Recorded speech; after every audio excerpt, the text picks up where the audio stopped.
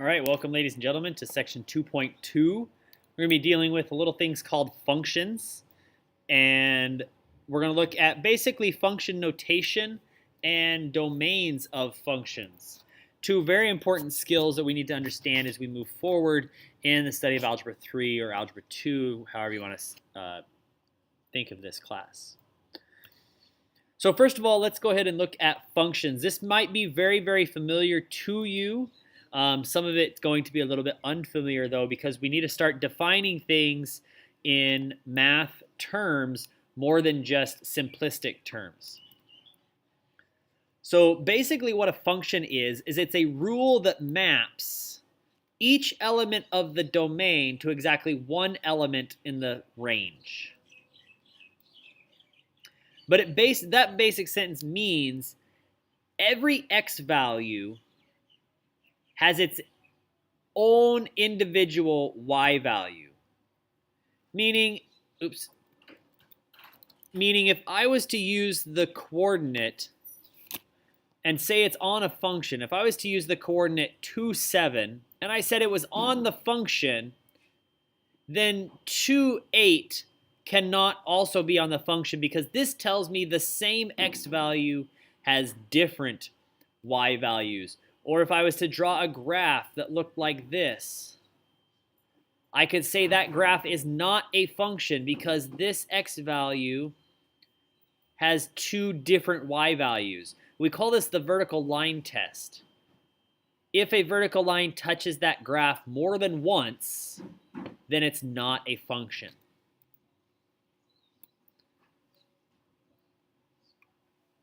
So if I was to make a table or some graphs of this particular function or this particular function, I would just basically say, okay, I can create tables and graphs just like we did way back in Algebra 1.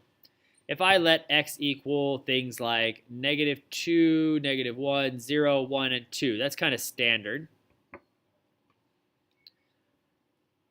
I can say, okay, if -2 is x, that means I get 4 plus y is equal to 1, therefore y is -3. If I plug in x equals that was for -1. If I plug in -2, oh wait, man, I'm not paying attention to myself. That was for -2. If I plug in a -1, that becomes 1 plus y equals 1, so therefore it's 0. If I plug in a 0, I get y equals 1. If I plug in a 1, I get 1 plus y equals 1, so that's 0. And if I plug in 2, I get -3 again. And this would be a function because each x value has a different y value. So -2 only comes out as -3. Now notice that I do get two -3s here, but that's okay because they come from two different x values.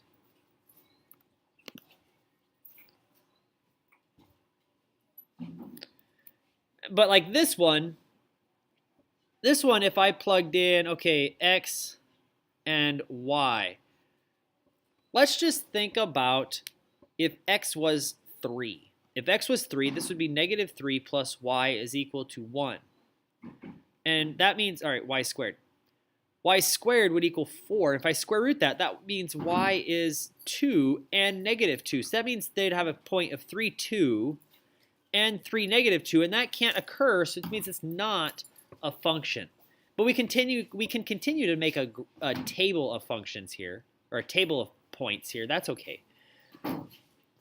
But by definition of functions, this would not be a function because the x value of 3 has a y value of both 2 and -2. And again, graphically, here at 3, I would have 2 and -2, and that would fail the vertical line test. All right, function notation. This is function notation, f of x, so f parentheses x. We don't write it's not f times x, it's not f parentheses x. It's read as f of x.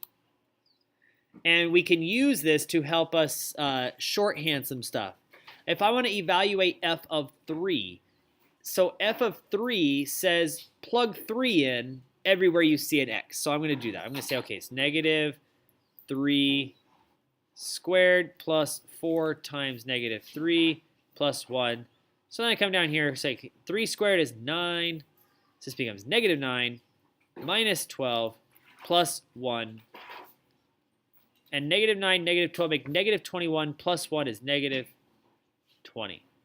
And we would do the same thing for finding f of negative 7. F of negative 7 means plug negative 7 in.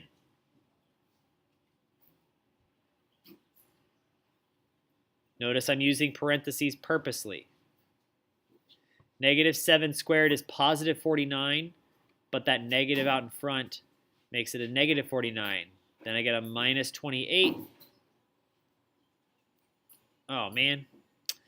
Didn't have anybody here yelling at me. This is wrong. I'll finish this one. Negative 49 minus 28 is negative 77. So therefore, it's negative 76 because I add 1 to it. This is not, I wasn't supposed to put in a negative 3 here.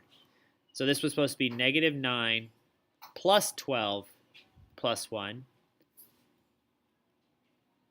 And that is equal to 4. Sorry about that.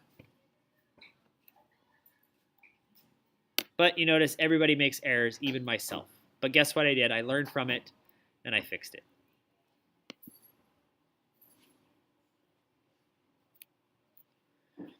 Now, there are some things called piecewise functions, but we need to be able to at least see them and know how they work.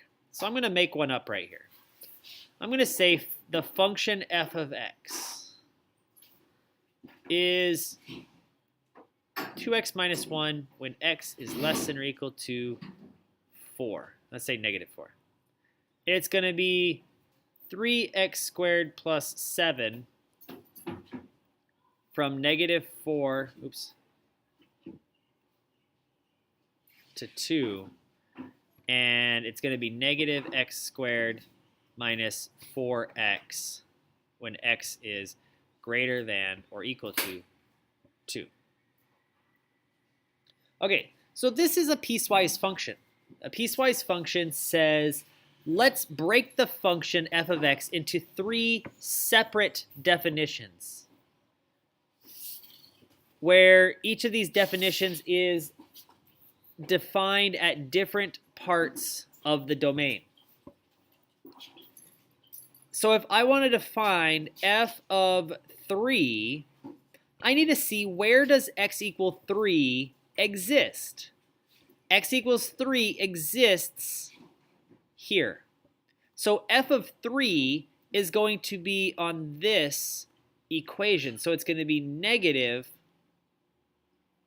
3 squared minus 4 times 3, because that's the only place that 3 exists. So I get negative 9 minus 12 is negative 21.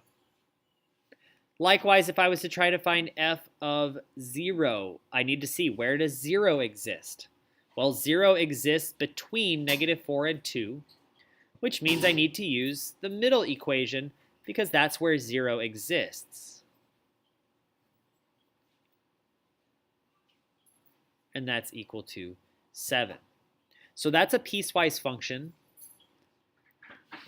They're not very hard to work with. They're much harder to graph than anything, but they're not very hard to work with when we're just trying to plug in values.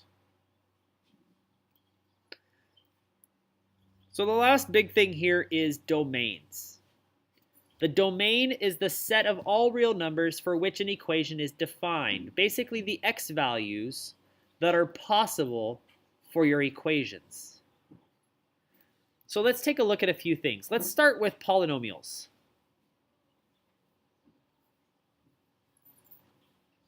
Polynomials like x to the first, x to the second, x to the third, x to the fourth, dot, dot, dot, whatever. Or x to the fourth plus 5x squared minus 3x plus 7. These are all polynomials. The domains of all polynomials are all real numbers, or negative infinity to infinity. Because there's nothing that I can't plug in. There's nothing that makes any errors on polynomial functions. So polynomials are pretty easy. So if I asked you what's the domain of 3x minus 7, you would say all real numbers. If I asked you what's the domain of this function, it's all real numbers. This double bar r means all real numbers. But sadly, polynomials are not the only thing that we work with. Well, sadly to you.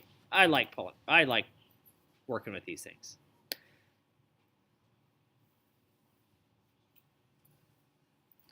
What about square roots? This would be the square root of whatever is under here. We're going to call it squiggle box or shady box, whatever it is. We know that the only thing that you're allowed to square root are positive numbers, which means this box, whatever was under that radical, must be greater than or equal to 0. So if I was to ask you to find the domain for the square root of x plus 7, the domain means x plus 7 must be greater than or equal to 0. So I need to solve that and say x is greater than or equal to negative 7. So I could say negative 7 to infinity. That would be the domain for that particular function. Or I could say something like x squared plus 3x plus 2. That implies that x squared plus 3x plus 2 must be bigger than or equal to 0. And this goes right along with chapter 1 here, where we have to actually simplify this, or not simplify, but solve by factoring using a sign chart. Doing this sign chart, we get plus minus plus.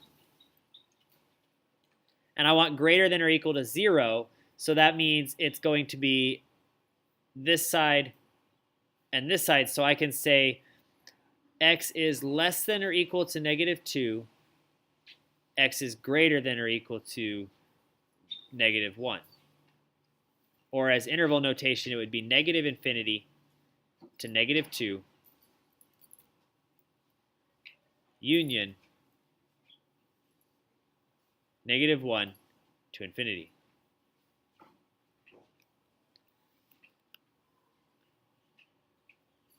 There are some more types of functions that we're going to be dealing with, though.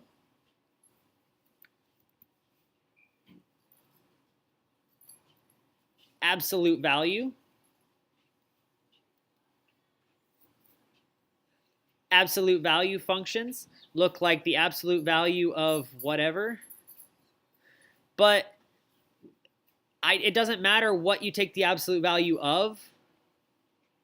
Means I can put negatives and positive into this, which means my domain, again, is all real numbers. Absolute value functions have a domain of all real numbers. But there's more. We could have things called rational functions.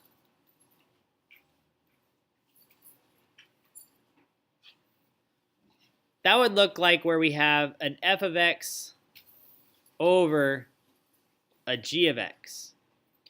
And this is my restriction. G of x cannot be 0. So my domain has to exclude anything that makes the denominator 0. So if I had 3x minus 1 over 4x plus 7, my domain it starts off as all real numbers, but it cannot be whatever makes the denominator 0. So I go like this. I go 4x plus 7 equals 0. And if I solve that, subtract 7 divided by 4, I get that. That means x cannot equal negative 7 fourths. Now, in interval notation, we would say this is negative infinity up until negative 7 fourths, parentheses, union negative 7 fourths. So we start on the other side of it, going to infinity. That would be the domain for this particular function. One more example like this, then we'll go ahead and move forward. If I gave us x over x squared plus 7x plus 10 as a function, and I said find the domain, well, I would probably, not probably, I'm going to factor the denominator and say, that implies that x cannot be negative 2 or negative 5. And then I just write my statement in an interval notation. Negative infinity up to negative 5. Jump over negative 5. Go up to negative 2. Jump over negative 2. And go up to infinity. And there you have it. That's the domain. These are all parentheses, by the way. I know my pen likes to draw a straight line sometimes. These are all parentheses. All right, so that's domains of, I think, all of our possibility as we get going forward here.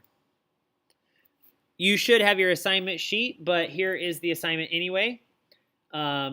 It's also on your green paper that I handed out today. Hope you learned a little bit. I hope you study, and I hope you work hard. I will see you guys tomorrow.